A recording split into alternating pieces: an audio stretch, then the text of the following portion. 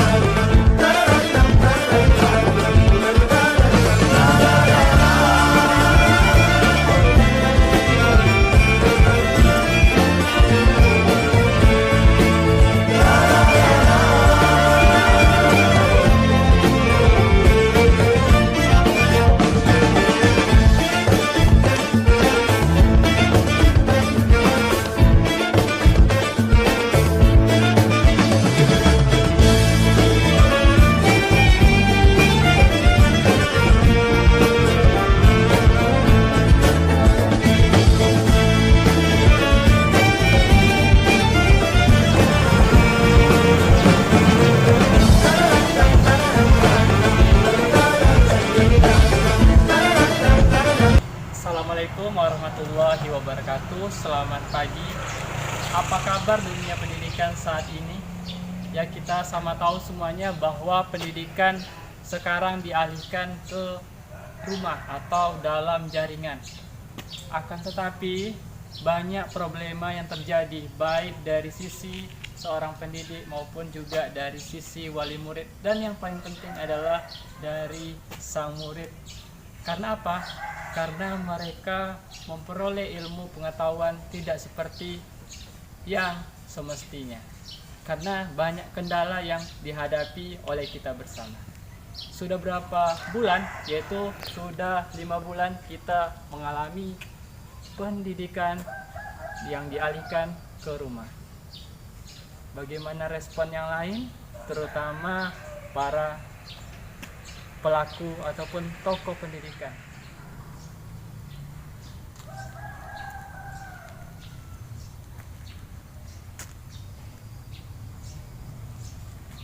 Berbagai pro dan kontra terjadi saat pendidik mengadakan pembelajaran melalui daring maupun luring.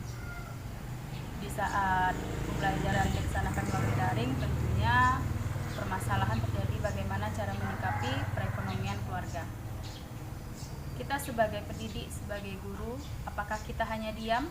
Apakah kita hanya melihat dan mengamati situasi? Apakah kita tidak ingin melakukan satu tindakan untuk kemajuan pendidikan? Keadaan new normal sekarang tentunya banyak membuat pro kontra yang ada, sehingga kita sebagai guru harus tahu apa itu daring, apa itu luring, dan bagaimana info-info terkait pembelajaran harus kita lakukan selama masa pandemik ini. Untuk itu, agar lebih jelasnya, kita akan bicara langsung kepada narasumber kita, Pak Alda selaku Kasih Dinas Pendidikan Kota Pekanbaru, dan Pak Sahran selaku bagian tim kurikulum. Oke. Selamat siang, Pak. Selamat siang, Bu Guru. Sehat. Oke, saya minta waktunya sebentar ya, Pak ya. Boleh. Gini Pak, kan kita sebagai guru juga karena terbatasnya ini kurang jelas gitu daring itu yang seperti apa yang kita lakukan supaya tidak membebankan orang tua gitu. Kalau yang kita lihat sampai saat ini kan pembelajaran yang dilakukan dengan YouTube, dengan video dan tugas-tugas, tapi kenyataannya banyak keluhan orang tua tentang materi dan sebagainya. Kami minta penjelasan Bapak supaya untuk kedepannya kita bisa tahu, oh seperti ini loh daring itu. Terima kasih Bu Guru. Ya. Sebenarnya begini, untuk proses pembelajaran di masa pandemi, tentunya guru, kepala sekolah telah mendapatkan pembekalan bagaimana proses pembelajaran jarak jauh. Jadi ada dua cara, melalui dalam jaringan atau juga di sini kita sebut dengan daring. Kemudian yang kedua itu dengan luring, luar jaringan. Nah, kalau daring ini medianya macam-macam. seperti kalau yang lebih simpelnya itu WAG, WhatsApp group, kemudian guru-guru membuat tutorial pembelajaran sekitar 10 sampai 15 menit. Mungkin kalau dituntut capaian satu pembelajaran dalam satu hari itu mungkin tidak akan tercapai. Tetapi guru tentunya sudah memetakan kompetensi dasar di setiap mata pembelajaran. Kemudian kompetensi dasarnya itu tentu yang esensial saja, yang dapat memuat beberapa muatan pembelajaran dalam satu hari. Kemudian bisa juga melalui Zoom, masih daring nih. Kemudian itu juga bisa juga Google Classroom. Mungkin kalau ada lebih nambah lagi juga boleh lewat Instagram, sering kita sebut IG. Kemudian kalau di luar jaringan biasanya orang tua berkomunikasi intens dengan guru bagaimana proses pembelajaran di saat pandemi ini. Jadi dengan keluarnya edaran Dinas Pendidikan bahwa tidak bisanya peserta didik kita tatap muka langsung datang ke sekolah bertatap muka dengan guru.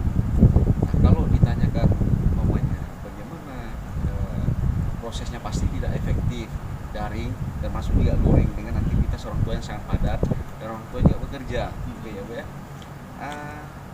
Memang itu kendalanya di situ. Jadi memang kita harus bisa menyikapi bagaimana proses PBM tetap berjalan gitu. Tapi dengan Permendikbud nomor 4 itu tidak dituntutnya capaian kurikulum, berarti sekolah memang harus memberikan tugas, tidak boleh lebih, itu Pak Saran ya. Nah, tidak boleh lebih, kemudian dan tidak boleh membebankan orang tua. Masalah kuota, oke, guru berkomunikasi dengan orang tua, tentunya sekolah menyiapkan kuota, ya. Nah, kuotanya itu tentu kepala sekolah yang jauh lebih tahu tepat guna nggak kuota yang diberikan tadi dan sesuai kemampuan sekolah gitu. Jadi tidak bisa juga guru-guru menuntut pasaran, ya, menuntut kuota sementara kemampuan dana bos dari sekolah masing-masing itu kan terbatas, ya, dan masih banyak juga biaya operasional yang lain yang harus dipenuhi oleh Kepala sekolah. Sekolah, ya. Jadi itu penjelasan saya. Ada lagi guru? Oke, terima kasih Pak. Bagaimana dengan Bapak? Ya, artinya kami menambahkan apa yang disampaikan oleh Pak Kasih Kurikulum, pembelajaran daring maupun luring ini kan memang sang guru atau sekolah harus bisa menyikapi dan memetakan bagaimana kemampuan masing-masing orang tua kan begitu. Ada kendala di penggunaan media sosial yang orang tua tidak paham, dan tidak semua orang tua memiliki fasilitas itu kan gitu. Jadi memang disinilah dituntut peran guru atau sekolah betul-betul harus mampu mensiasati di masa pandemik COVID-19 bagaimana pembelajaran itu yang tidak membebani orang tua dan juga tidak membebani guru, tetapi proses pembelajaran tetap berjalan. Jadi sesuai dengan yang disampaikan oleh Pak Kasih tadi, bahwasanya dasar kita ini di pembelajaran di masa COVID ini kan Surat Edaran Mendikbud nomor 4, bahwasanya di situ memang tuntutan capaian kurikulum itu kan tidak menjadi hal yang acuan yang wajib. Habis itu diharapkan di situ bahwasanya pembelajaran di masa COVID ini adalah pembelajaran yang bermakna buat anak-anak. Artinya yang life skill yang nyata kehidupan. Jadi di situ sang guru lah yang bisa mensiasati bagaimana proses pembelajaran. Oke, terima kasih Pak. Berarti di sini kita lebih menekankan kepada kreativitas guru ya Pak ya. Ya, inovasi guru. Iya, Guru jadi harus kita bisa tidak berinovasi. hanya kirim tugas, kemudian orang tua kirim lagi hasil tugas Ya, anak benar. gitu. Ya, Tapi bagaimana kita memberikan pembelajaran itu untuk memang dia menatap masa depan gitu kan. Bagaimana kita ya ibaratnya nggak mungkin 2+3 kalau udah selesai kuliah bakal 2+3 yang kita temui di masyarakat gitu. Jadi bagaimana kalau hasil dari 2+3 itu kita ibaratnya bagaimana kita menyikapi masalah ya Pak ya. Menyikapi masalah, ditambah lagi dapat memaknai bagaimana kondisi saat ini gitu ya, supaya anak-anak kita ya dapat juga ilmu pengetahuan walaupun belajar di rumah ya di masa COVID ini. Mudah-mudahan guru, kepala sekolah ya tetap menjaga protokol kesehatan ya. Jadi itu yang paling utama. Dan tetap kita patuhi arahan dari kepala dinas kita, surat edarannya, bahwa penekanan sekali lagi Pak Saran itu di masa pandemi Covid tetap patuhi protokol kesehatan dan kemudian tidak boleh tatap muka. Jadi demikian yang bisa saya sampaikan. Terima kasih. Oke, itulah tadi video singkat kita dan penjelasan ini, semoga dari penjelasan baik dari Pak Kasih maupun bagian tim kurikulum dapat memberikan lebih terbuka pemikiran guru-guru dan oknum-oknum yang terlibat agar lebih memaknai pembelajaran itu untuk menatap masa depan dan menghadapi masalah yang ada. Baiklah, sekian dari kami. Wassalamualaikum warahmatullahi wabarakatuh. Waalaikumsalam warahmatullahi wabarakatuh. Bertindak tanpa acuan itu percuma. Punya acuan, tapi tidak bertindak juga percuma. Let's do it, don't be so lonely, karena komentar kamu hanya akan memperkeruh suasana. Jika kamu bergerak, setidaknya kamu sudah membantu membangun pendidikan untuk lebih maju. Kami bergerak, dan kami pun ingin yang lain ikut bergerak. Dua kata untuk Dinas Pendidikan Kota Pekanbaru, Pak. Jayalah pendidikan Kota Pekanbaru, jayalah pendidikan Indonesia.